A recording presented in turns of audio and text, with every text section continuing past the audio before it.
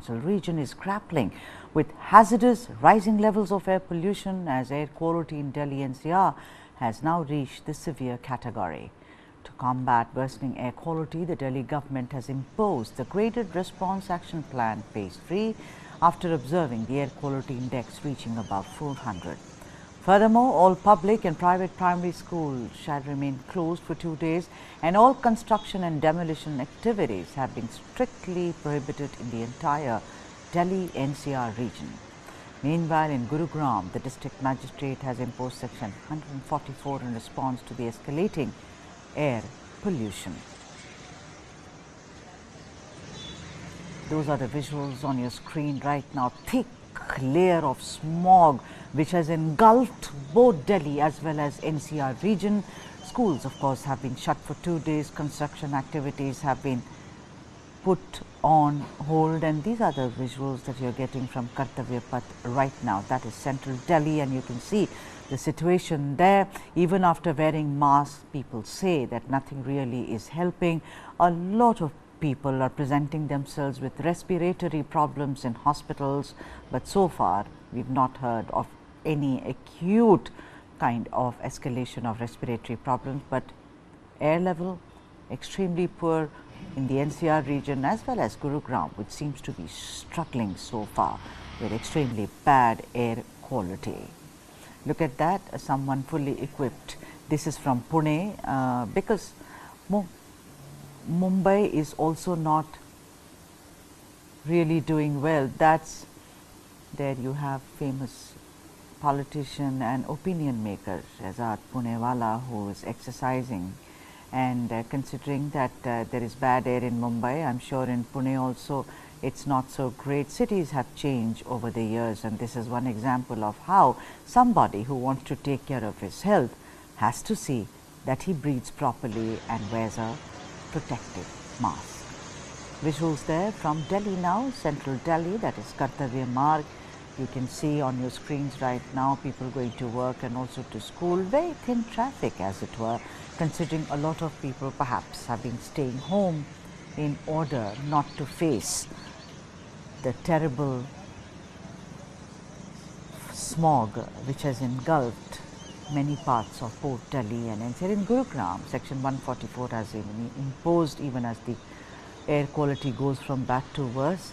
And guess what? Statistics say that Delhi is the most polluted city in the last 5 years. I mean, that is some kind of data which is coming to our knowledge. And let's listen to some voices on the pollution condition in Delhi and NCR.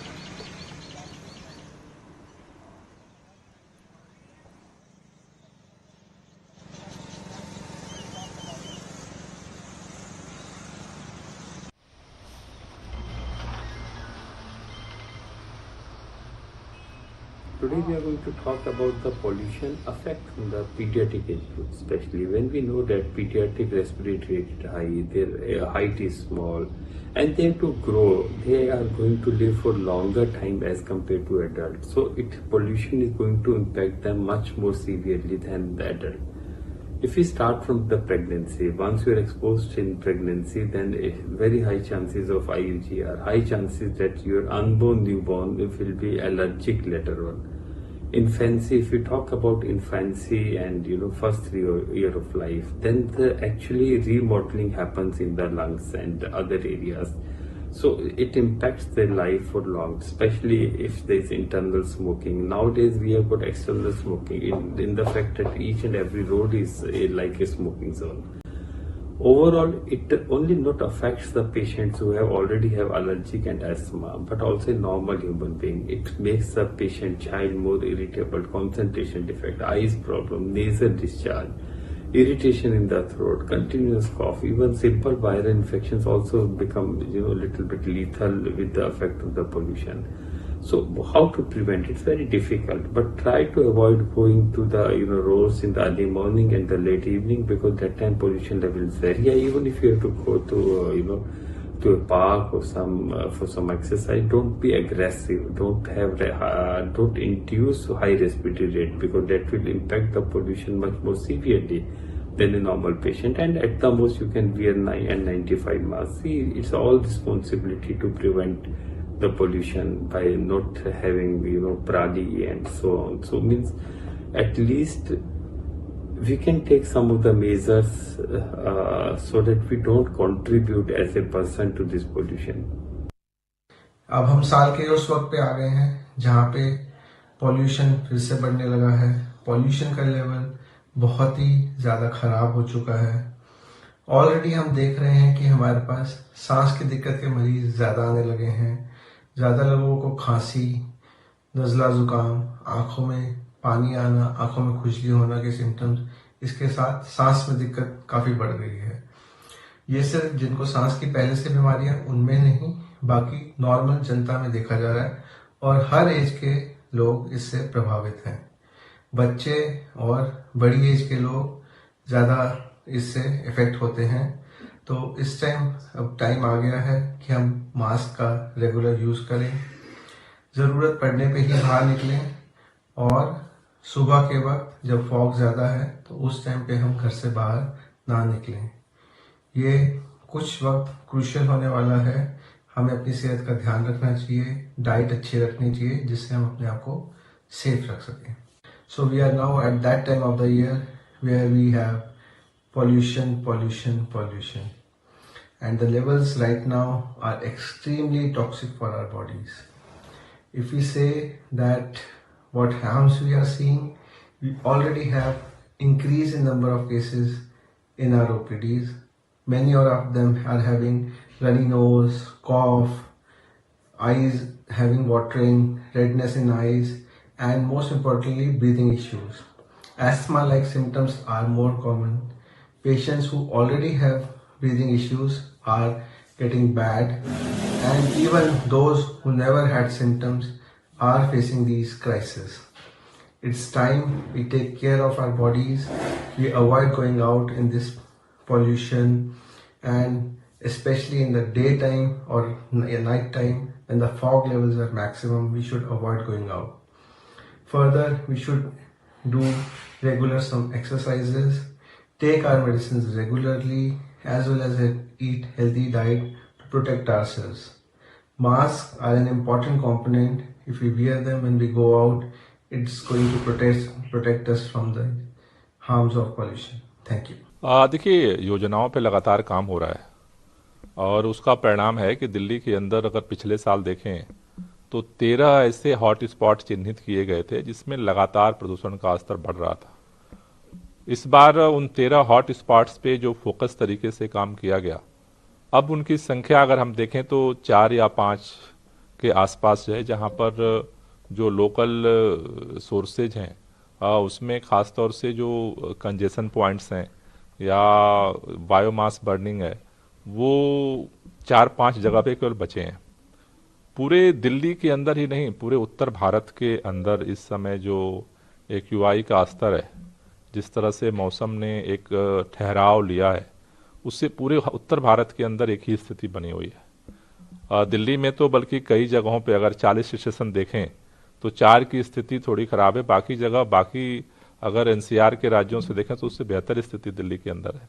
लेकिन जिस तरह का अभी अनुमान देखा जा रहा है कि अभी जो अगला 15 दिन है वो दिल्ली के लिए काफ़ी क्रिटिकल है। दिल्ली के अंदर वैक्यूम क्लीनर से सड़कों की स्वीपिंग होने वाली थी। दिल्ली में स्मोक टावर नाम के सफ़ेद हाथी लगाए गए हैं। 20-20, 24-24 करोड़ के ये स्मोक टावर लगाए गए हैं। वो स्मोक टावर पूर्ण तरीके से बंद है। दिल्ली में कहा गया कि कंस्ट्रक्शन के डस्ट से निपटने के लिए, कंस्ट्रक्शन के पोल्यूशन से निपटने के लिए, व्हीकुलर पोल्यूशन से निपटने के लिए अलग अलग कदम उठाएंगे। व्हीकल पोल्यूशन के लिए ज़रूरी था कि बसेस लाई जाए। कितनी बसेस खरीदी है दिल्ली सरकार ने? 11,000 बसेस खरीदने वाले थे। तो आज जो दिल्ली वासियों को सहना पड़ रहा है, मतलब कि गैस चेंबर में रहना पड़ रहा है, वो सीधे रूप से अरविंद केजरीवाल जी और उनकी सरकार की नाकामी की बदौलत है।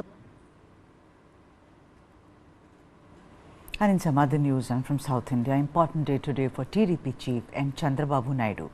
Andhra Pradesh High Court will today pronounce its verdict on the Andhra CID's plea to impose additional conditions on interim bail. A single judge bench of Justice Mallikarjuna Rao held a hearing on the CID's plea on Wednesday.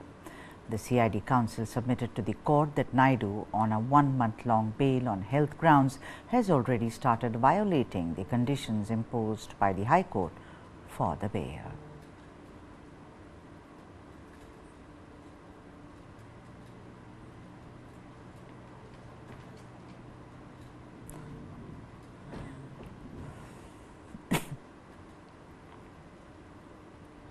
King of Bhutan, Jigme Kheser Namgyal Wangchuk, is all set to visit India for 8 days starting today. This visit occurs amidst ongoing discussions between Bhutan and China to resolve their boundary dispute.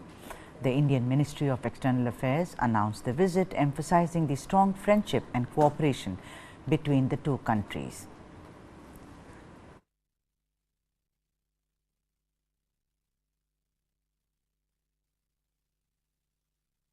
The king shall meet with Prime Minister Narendra Modi and External Affairs Minister S. Jaishankar and also travel to Assam and Maharashtra.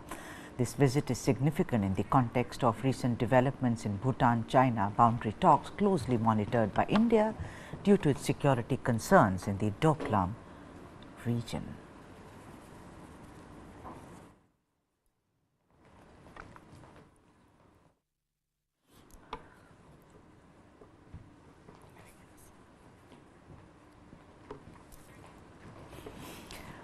Those are the visuals on your screen right now. King of Bhutan is in India meeting with Prime Minister Narendra Modi. Focusing on border issues centered on the Doklam Plateau, that's the purpose or the intent of the meeting. Bhutan's FM's visit to Beijing signaled towards improved China ties. And as we well know, Bhutan's historical avoidance of big power politics could be impacted. Ties could shift status quo in Tri-Junction area of Doklam. India likely to be involved in any kind of a final border settlement. Of course, the land swap between Bhutan and China could be a precedent for stronger territorial claims.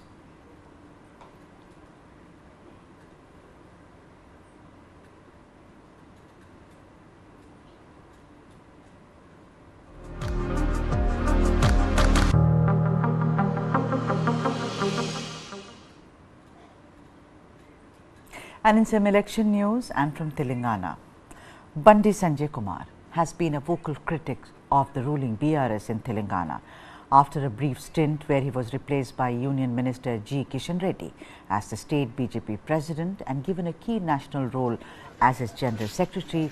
The BJP leadership has decided to bring Kumar back into state politics.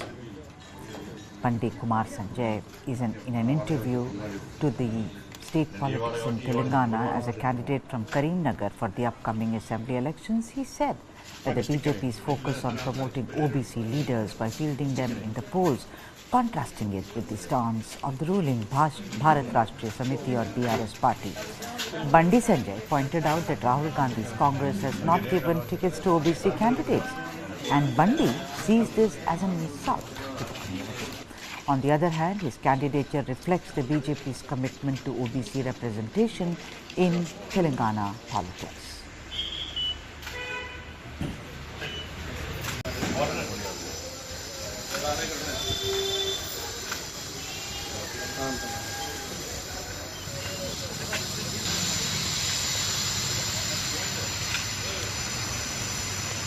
That's Bandi Sanjay Kumar, who was replaced, of course, by G. Kishan Reddy, in as the BJP head in Telangana's is now talking about how the BJP's focus is on OBC leaders, unlike the Congress, which has not given enough tickets to OBC candidates. He's also been a very, very vocal critic of the BRS as well as K. Chandrasekhar Rao, the Chief Minister of Telangana. There you see, those are file shots, of course, Bandi Sanjay, who was very, very popular because of his yatras, his padayatras in Telangana, and actually put the BJP in the center stage after his fierce campaigning for the party. He was, of course, removed as the state BJP chief and given a national role, but he's back in action considering he's also going to fight elections From Karimnagar, Bandi Sanjay Kumar.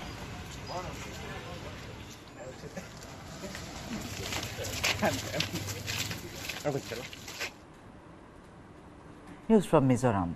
The Zoram People's Movement K. Sabdanga has stated that his party won't join forces with the BJP.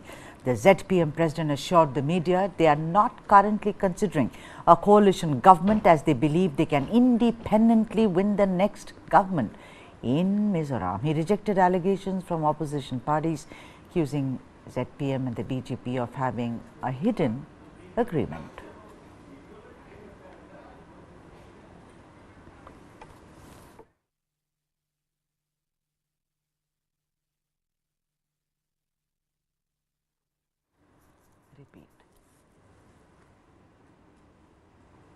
A government with a comfortable majority.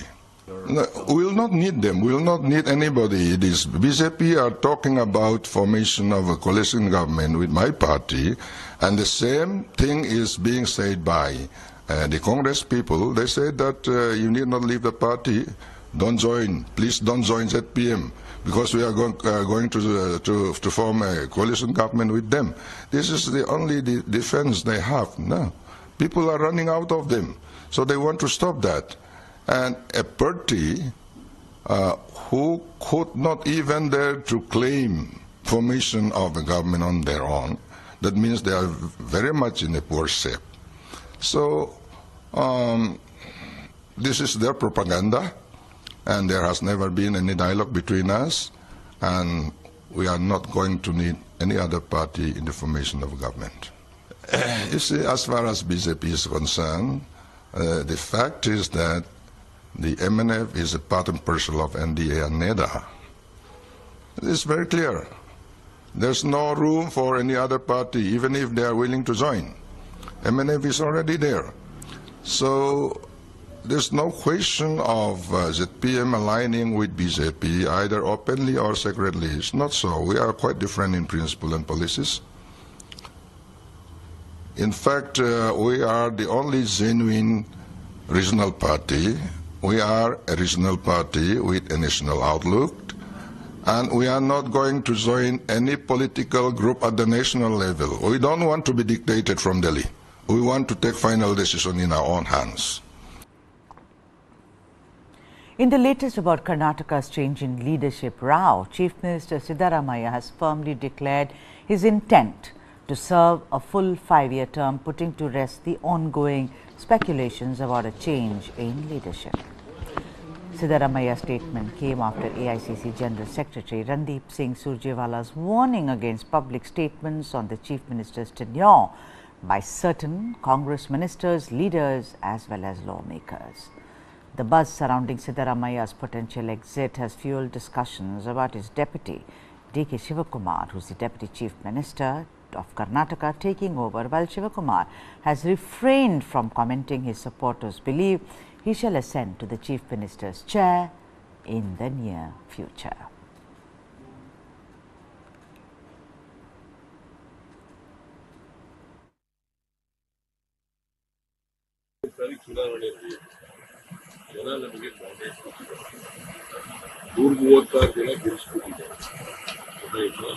ನಾವು 5 ವರ್ಷ ಆಡಳಿತ ಮಾಡ್ತೀವಿ. ಕಾಂಗ್ರೆಸ್ ಪಕ್ಷ 5 ವರ್ಷ ಆಡಳಿತ ಮಾಡ್ತದೆ, ಮತ್ತೆ ಚುನಾವಣೆಗೆ ಹೋಗ್ತೀವಿ, ಮತ್ತೆ ಜನ ನಮ್ಗೆ ಆಶೀರ್ವಾದ ಮಾಡ್ತಾರೆ. Moving on, the Privileges Committee of Rajya Sabha is set to discuss pending breach of privilege cases against MPs Raghav Chadha, Sanjay Singh and Derek O'Brien in their meeting today. The session aims for swift processing and finalization of the committee report, later considered by the Council of States. The complaints involving AAP MPs Raghav Chadha and Sanjay Singh, along with TMC's Derek O'Brien, all referred by Chairperson Jagdeep Dhankar. This meeting gained significance after recent Supreme Court remarks on Chadda's suspension, highlighting concerns about people's right to representation and the seriousness of excluding opposition members based on dissenting views.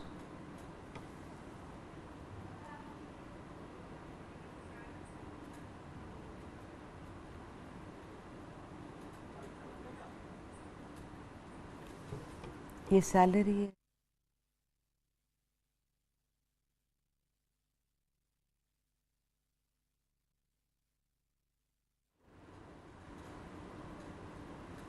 It's day 28 of the Israel-Hamas conflict. Let's bring you all the latest updates on the conflict.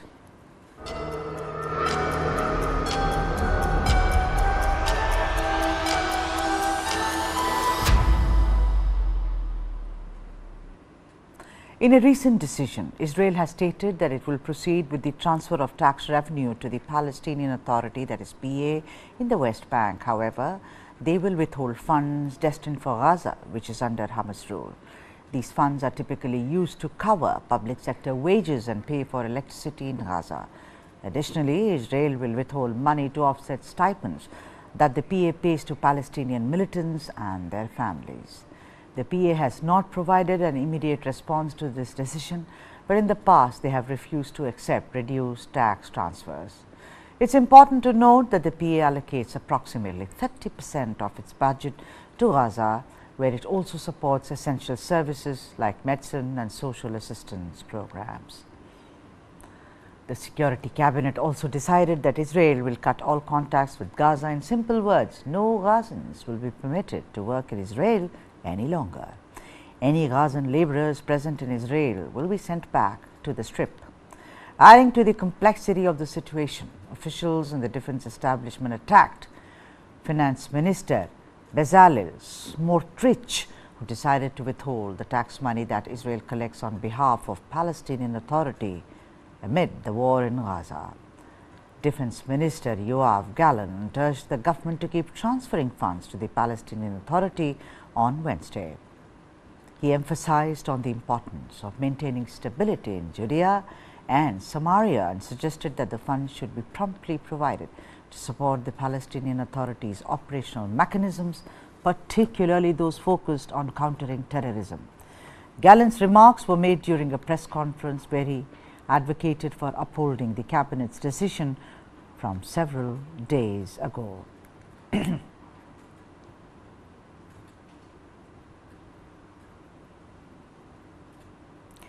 Amid the ongoing conflict between Israel and Hamas, U.S. Secretary of State Antony Blinken is planning to visit Israel on the 3rd of November. Blinken had previously visited Israel on 16th of October to express support for the country during its efforts to counter Hamas. During his visit to Israel, Secretary Blinken will reiterate the United States' support for Israel's right to defend itself against terrorism in line with international humanitarian law. He shall also discuss several objectives, including ensuring the safety of U.S. citizens in Israel, the West Bank and Gaza, working towards the immediate release of hostages, increasing the delivery of humanitarian assistance to Gaza for the benefit of Palestinian civilians, and preventing the further escalation of the conflict.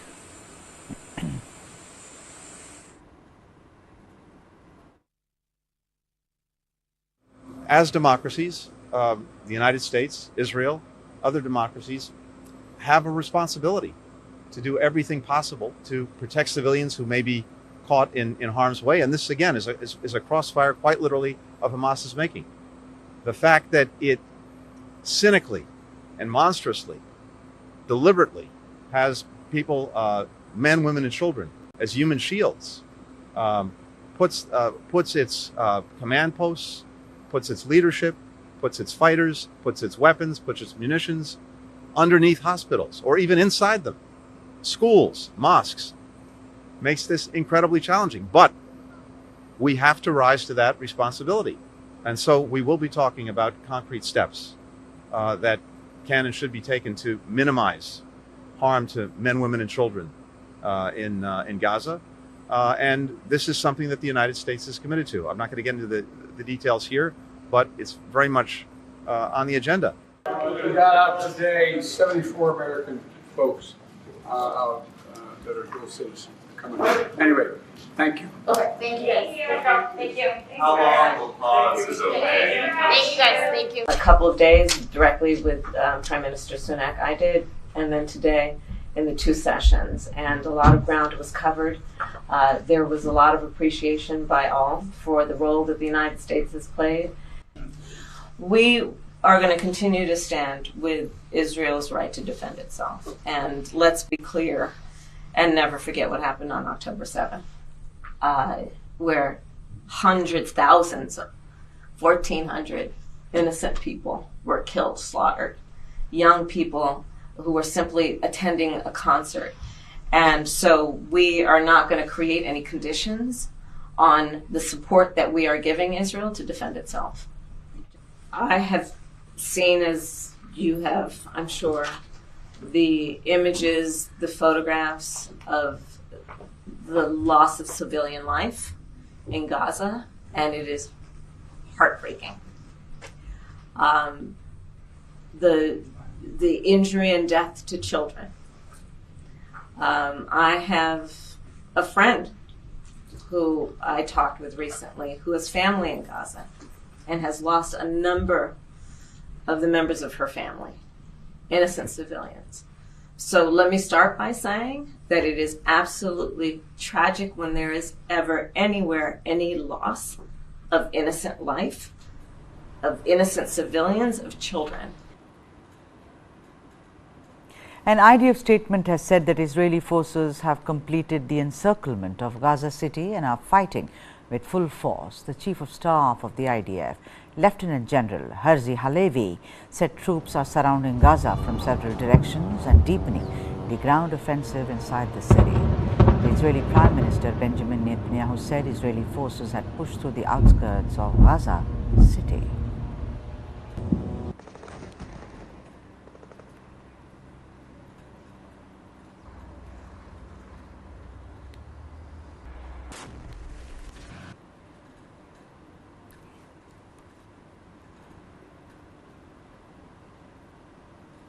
The IDF announced another 4 soldiers have been killed fighting in the Gaza Strip, bringing the death toll since Israel began its ground offensive against Hamas to 23. The Israel Defense Forces have been facing resistance as they move into urban centers, and the war in Gaza becomes a full-blown urban offensive.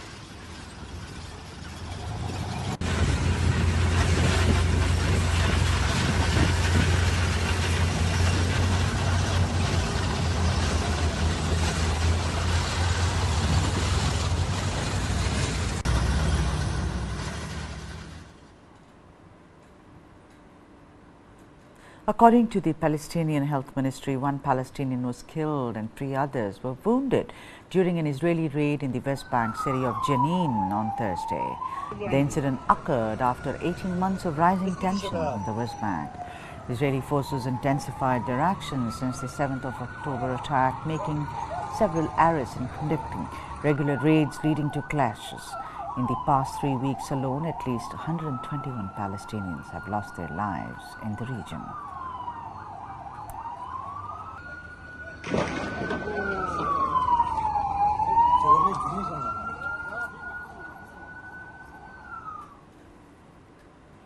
Israeli troops and tanks conduct live fire drills in the Israeli-occupied Golan Heights, an area that was once part of Syria until the year 1967.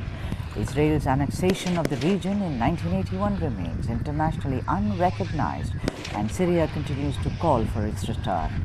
Israel cites concerns about Iran, a Syrian ally, seeking a permanent presence on the border to potentially launch attacks.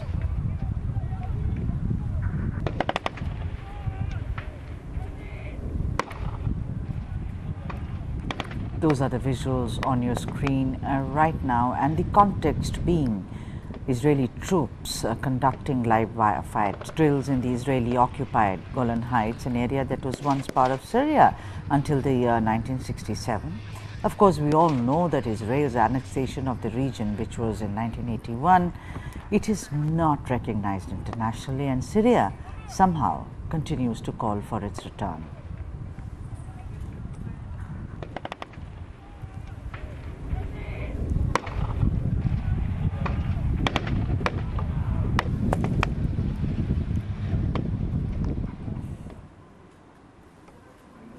Resulted in casualties and hostages. The White House clarified that when Joe Biden mentioned the word pause, he was referring to the hostages held by Hamas since their attack on Israel on 7th of October. The White House has previously expressed support for a humanitarian pause to facilitate aid deliveries to Gaza and the release of hostages.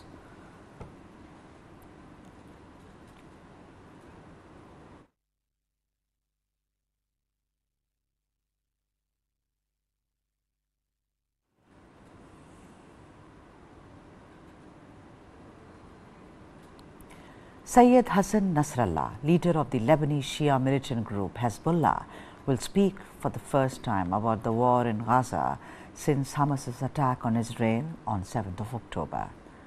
Hezbollah is a Hamas ally backed by Iran, and Nasrallah's address on Friday is likely to indicate the group's next moves as its fighters and the Israeli army are engaged in intense attacks on the Lebanon-Israel border.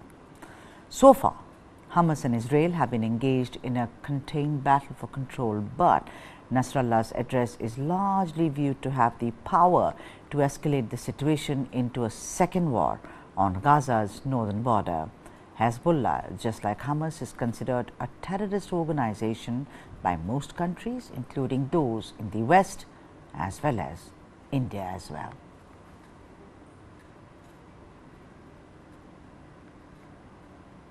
The White House is concerned about attacks on Israeli forces by Hezbollah as they exchange fire and violence spikes at the Lebanese border, but there is no indication the Iran-backed group is ready to go in full force. Let's hear what the National Security spokesperson, John Kirby, has to say on the issue. Let me get my cheaters out here. I think you all heard the president address this earlier today, but thanks to his leadership, obviously we're concerned about continued attacks on Israeli forces there in the north, as are the Israelis. But I don't believe we've seen any indication yet specifically that Hezbollah is ready to go in full force, so we'll see what he has to say.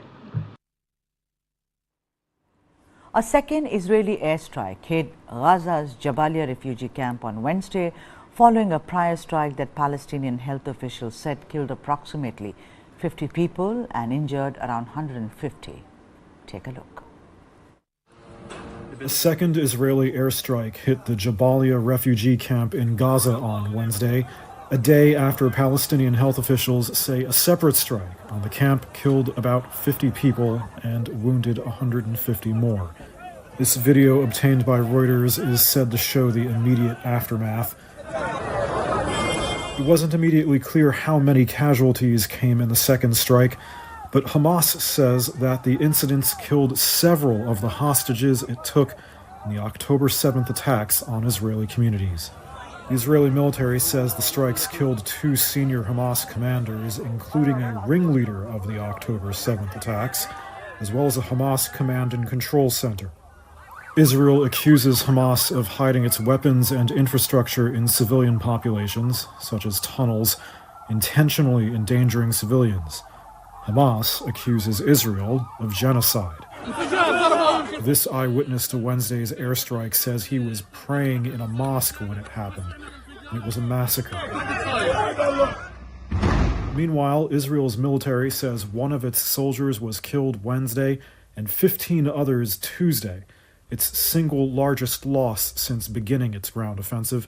It says this video shows its forces moving through Gaza. The Gaza Health Ministry, which is run by Hamas, says more than 8,000 Palestinians have been killed in the war, including 3,000 children. Reuters cannot verify either side's figures.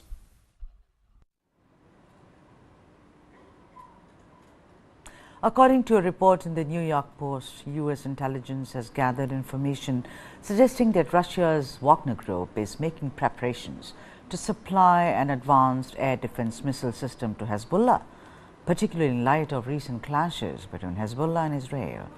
American officials are actively monitoring discussions between the Wagner Group and Lebanon's Hezbollah, with a focus on the potential delivery of the SA-22 system.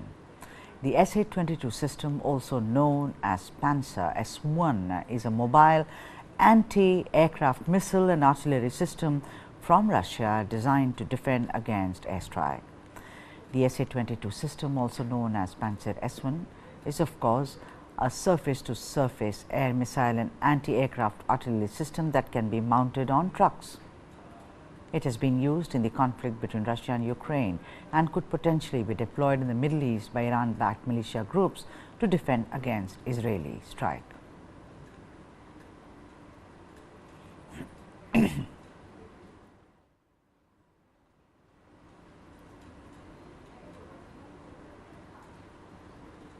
In a dramatic turn of events, thousands of people flooded Pakistan's main northwestern border, crossing as they desperately seek to cross into Afghanistan.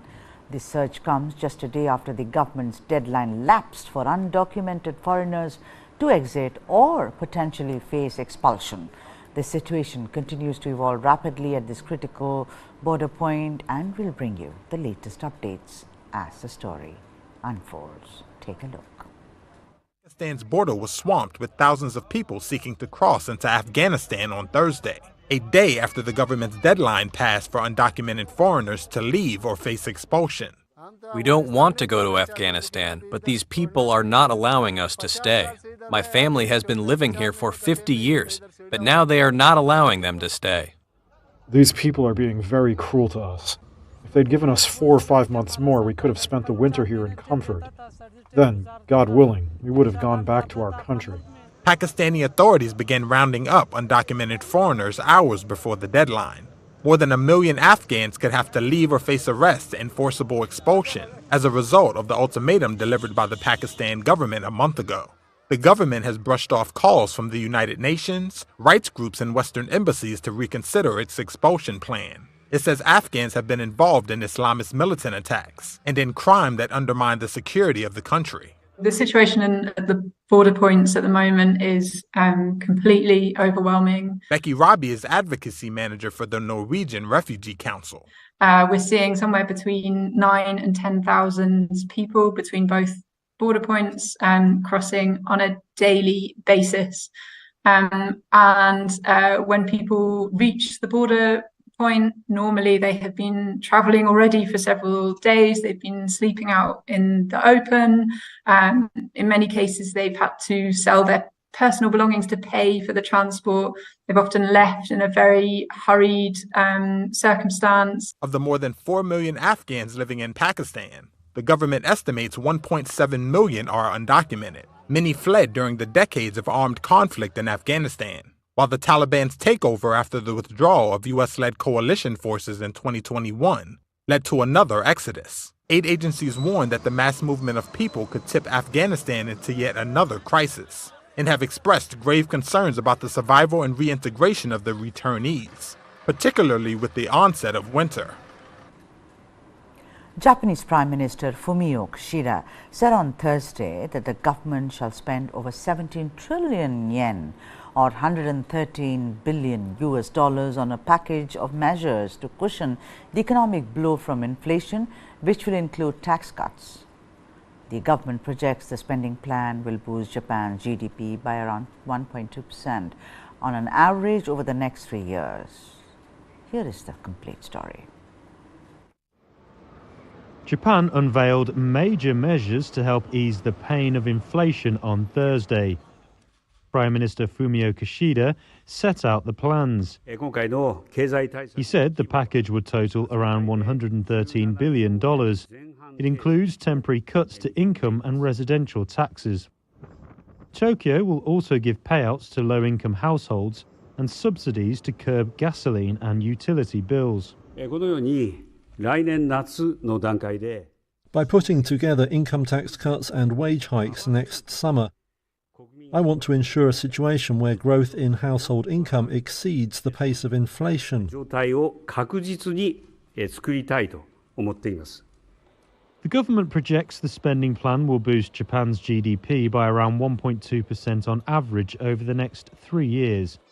It said gasoline and utility subsidies will help push down overall consumer inflation by about 1 percentage point. Inflation has hurt Japan's economy and stayed above the central bank's target of 2% for more than a year. But some analysts doubt whether the tax cuts and payouts will help boost consumption and economic growth. One former Bank of Japan board member expects the measures to lift GDP by just 0.19% for the year. Other market watchers believe Thursday's measures could worsen the country's already stretched finances. The spending may force the government to issue more bonds, adding to Japan's public debt, which is the biggest among major economies.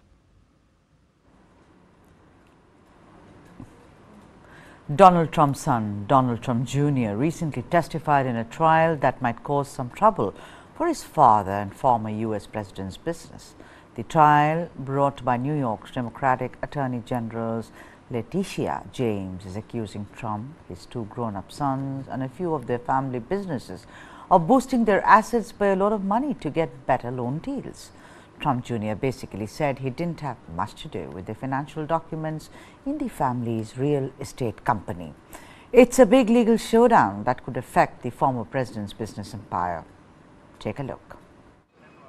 Donald Trump Jr. took the witness stand in the civil fraud trial against his father's business empire on Wednesday. He told a Manhattan court that he had little to do with financial practices that are at the heart of the case. His father, former U.S. President Donald Trump, and his family businesses are accused of inflating asset values to dupe lenders and insurers. Donald Jr., an executive vice president at the Trump Organization and a co-defendant in the case, is the first of Trump's adult children to testify, followed by Eric and Ivanka Trump. Their father is set to testify on Monday. Donald Jr. said he and Eric largely took over management of the company when their father assumed the presidency in 2017. His testimony could continue into Thursday and be another flashpoint in a trial punctuated by sharp exchanges between lawyers and witnesses and heated arguments over the admissibility of evidence. The lawsuit by Democratic New York Attorney General Letitia James accuses Trump, his two adult sons, and a handful of their family businesses of inflating their assets by billions of dollars to secure better loan terms. Trump has denied wrongdoing and has repeatedly accused James and the judge of political bias. James is seeking at least $250 million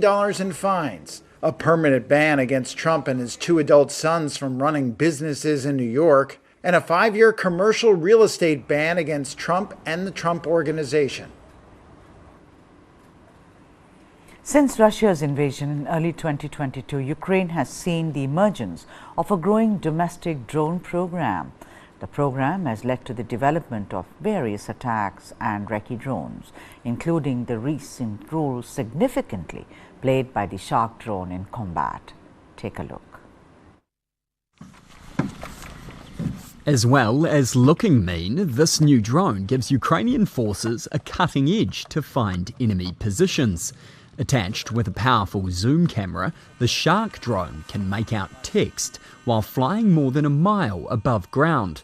Here's drone pilot Soliara. I'd basically say that the Shark drone is the iPhone among drones of this type.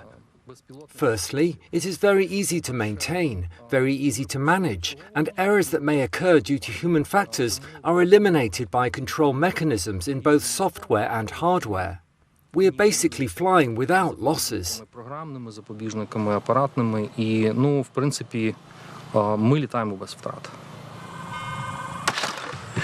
Field teams can pinpoint coordinates of targets for artillery units to attack from a safer distance in a control van. Artillery dominates the battlefield in this war, and thousands of shells are fired by Ukrainian and Russian forces every day. Soldier Kenobi explains the success they've had. About a month after I started working with the Sharks, we found an air defence complex. We struck it, and it was very spectacular.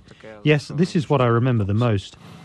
Ukraine's domestic drone program has soared since Russia invaded in early 2022, producing a range of attack and reconnaissance UAVs that have played an increasingly important role in battle along front lines stretching over 600 miles. One Shark costs only $50,000 to make, and local manufacturing means they're easy to repair. It's quite resistant to electronic warfare. This has been tested many times.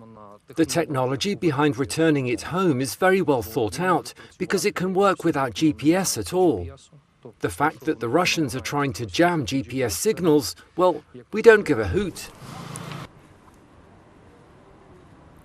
Boeing is investigating a potential cyber attack and dealing with a ransom demand as it works with law enforcement. An apparent attack targeted its parts and distribution business, and the cybercrime group Lockbit claimed to have stolen sensitive data, demanding a ransom that has since disappeared from their website. Here's the report. Boeing is investigating a cyber incident and faces a ransom demand. The aerospace and defence giant said Wednesday it was working with law enforcement following an apparent attack on its parts and distribution business. Days earlier, a cybercrime gang calling itself Lockbit said it had stolen a tremendous amount of sensitive data from the firm. It said it would dump the data online if Boeing didn't pay a ransom by Thursday. The demand later disappeared from the gang's website, and the plane maker wouldn't say if Lockbit was behind the cyber incident. Boeing said flight safety was not affected in any way.